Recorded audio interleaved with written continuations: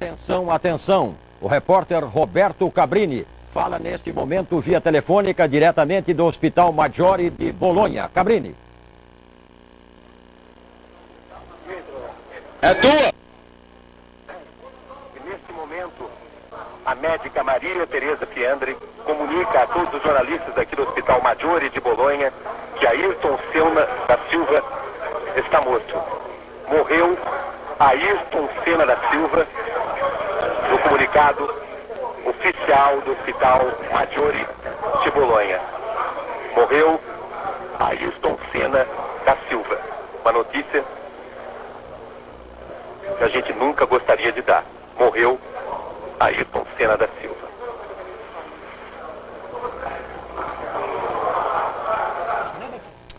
E vamos rever mais uma vez o acidente, a batida. Foi no GP de São Marino que Senna acelerou no que seria sua última corrida. Entrou na curva Tamburello, perdeu o controle devido a uma barra de direção quebrada, seguiu reto em direção aos muros laterais e chocou-se violentamente.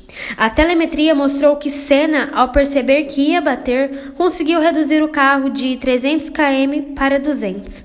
Nesse momento, toda a nação brasileira prendeu respiração, esperando qualquer movimento por parte do piloto. Um movimento leve aconteceu, mas piorou drasticamente seus danos cerebrais. Atendido prontamente na pista, foi transferido para o hospital, onde, poucas horas depois, foi declarado como morto. Era o ponto final do atleta e o começo de um majestoso legado. Texto extraído do site oficial em homenagem ao piloto.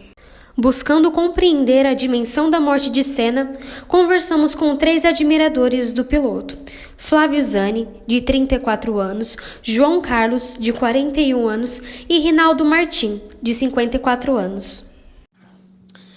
Bom, como eu era muito jovem, eu não lembro assim em detalhes, mas o dia que o Senna morreu foi um dia marcante para todo mundo. Eu me lembro que eu estava na casa dos meus avós.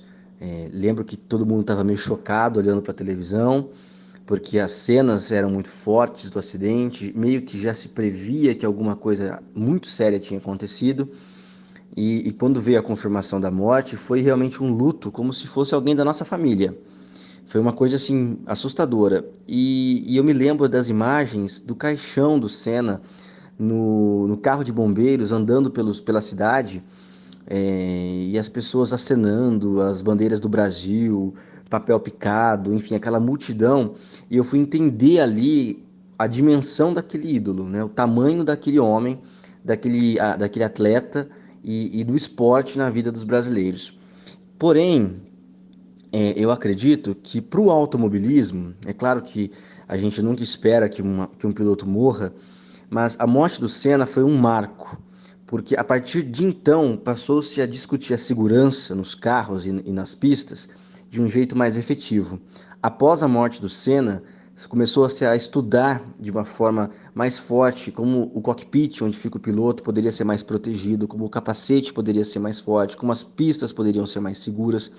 E esse legado o Senna trouxe. Precisou morrer para isso, é verdade, mas ele trouxe. Tanto é verdade isso, que desde a morte do Senna... É duro a gente perder alguém que a gente gosta, né? E realmente o Brasil amava esse piloto, né? Ele era carismático, ele contagiava dentro e fora das pistas. Então a perca dele, de repente, foi num dia, no 1º de maio de 94, aqueles dias os treinos estavam tensos, já tinha havido 2 acidentes gravíssimos. E parecia que ele estava preocupado, ele não, todos os pilotos estavam muito tristes, preocupados, né, com a pista, com o que tinha acontecido no sábado e na sexta, né. Aí veio domingo, ele tinha que correr e tem aquela cena ele parado pensando. Muitos dizem que ele já sabia que algo aconteceria, né. Forte, mas ninguém imaginava que o Ayrton ia morrer, né. E ver a voz do Galvão Bueno dando a notícia foi algo muito triste mesmo, abalou muito o país. O país ficou literalmente de luto. Todos os brasileiros que gostavam de Fórmula 1, que gostavam dele, até mesmo quem não gostava de Fórmula 1, sentiu que perdeu algo de bom, né? Então o Brasil perdeu um ídolo, né? E até hoje emociona muito quando se fala disso, né? O Ayrton, ele era um patrimônio do Brasil, sim. Por isso que chamava Ayrton Senna do Brasil, né? Foi uma perda muito grande para o Brasil. Um esportista, uma pessoa patriota. É triste, porque ter uma pessoa com uma perda tão trágica dessa forma. Senna foi um piloto que marcou a história do automobilismo no Brasil e no mundo. Sua trajetória foi encerrada no dia 1º de maio de 1994. São 26 anos sem o piloto. A trajetória de Ayrton Senna da Silva, apesar de curta, foi repleta de prêmios e grandes conquistas. Traduzindo em números, são 161 GPs disputados, 65 pole positions, 41 vitórias, 19 voltas mais rápidas e 3 vezes campeão mundial. Mas é impossível apenas resumir Senna em números. O jornalista Flávio Zani comenta. Bom, o Senna brilhou no universo do esporte quando eu ainda era muito jovem. Eu tinha 5, 6 anos e eu comecei a assistir Fórmula 1, acompanhar automobilismo em 1995, um ano depois que ele morreu. Porém, o meu avô era um super fã do Ayrton Senna. Então, naqueles almoços de domingo, a gente sempre estava junto. Então, eu sempre estava ouvindo as corridas, sempre via uma coisa ou outra. Eu lembro do dia em que o Senna morreu, mas eu não acompanhava assim com tanta força. Porém, depois que eu comecei a gostar de automobilismo, claro que eu fui pesquisar, fui assistir as corridas. O meu avô gravava em VHS, então eu assisti muitas das corridas do Senna. Só que depois, eu pude entender que existiam alguns pilotos que eram diferenciados, né? Tinham os pilotos bons, os pilotos ótimos e os gênios. E o Senna se encaixava na categoria dos gênios, numa prateleira onde existem talvez 5 ou 6 pilotos apenas de toda a história. Foi no GP de Fórmula 1 em março de 1984 que Senna fez sua grande estreia, no Autódromo de Jacarepaguá. Quem venceu a corrida foi o Alain Prost. Senna teve de largar a corrida devido a problemas mecânicos. Mas as coisas mudariam depois dessa estreia. Na corrida seguinte, ao largar em 13º, finalizou a corrida em 6º. Em junho do mesmo ano, ocorreu uma das maiores disputas da categoria, o Grande Prêmio de Mônaco, que traria o grande destaque para a carreira do piloto. Fazia um tempo forte, com chuva pesada.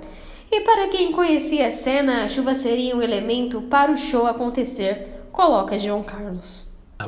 Além de ganhar as corridas, ele dava show. E quando chovia, então, era espetacular. Ele era muito acima de qualquer piloto da época debaixo de chuva. Eu acho que até hoje não tem ninguém que chega nem perto do Ayrton quando chovia. E aqui no Brasil teve corridas que ele estava perdido. Dificilmente ele ganharia. Aí veio a chuva e começou o espetáculo dele, né? Então a gente sempre sabia que algo diferente acontecia quando o Ayrton corria. Era coisa impressionante. Em 85, correndo para Lotus, que Ayrton conquista sua primeira pole position, a primeira das 65. Nessa mesma corrida, Senna se destacou no que eles chamam de Grand Slam, quando o piloto, além de conseguir a pole position, faz a corrida perfeita. Senna liderou de ponta a ponta e fez a volta mais rápida. E detalhe, viu? Também estava chovendo muito neste dia. Senna ganhava cada vez mais espaço e marcou décadas com a sua comemoração em 1986 no Grand Prix em Detroit. Ao finalizar a corrida, ele pega uma bandeira brasileira de um torcedor e dá uma volta na pista. Levantando ela com um dos braços, Senna tornava-se um ídolo, até para aqueles que não gostavam de Fórmula 1, explica Rinaldo. O Ayrton Senna era um cara muito orgulhoso pela pátria. Toda a vitória dele, ele procurava uma bandeira do Brasil para sair acenando com todo orgulho, nacional mesmo. Em 1991, Mais uma corrida histórica provava a paixão e determinação de Senna. No GP do Brasil, no Interlagos, o câmbio de marcha do carro que Senna pilotava quebrou na 6ª marcha, o que o forçou a correr as últimas 7 voltas, segurando nos braços a força do carro, explica Rinaldo.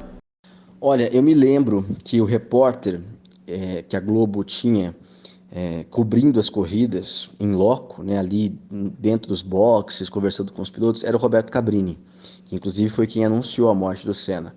E é um dos meus ídolos, o Roberto Cabrini. Então eu não me lembro em detalhes como foi, embora eu já tenha até visto no YouTube algumas coisas, mas acredito que toda a veiculação que foi feita a respeito da morte do Senna foi muito digna ao tamanho do Ayrton Senna, não é? E tanto que acontece até hoje, né? Todo dia 1º de maio, homenagens.